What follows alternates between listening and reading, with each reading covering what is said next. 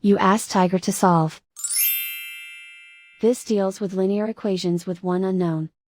The final result is x equals -7/2. Let's solve it step by step. Simplify the expression. Expand the parentheses. Simplify the arithmetic.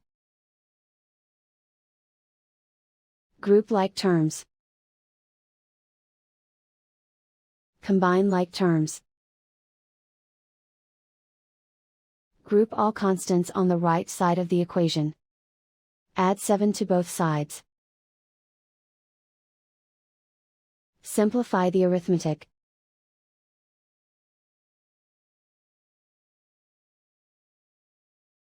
Isolate the x.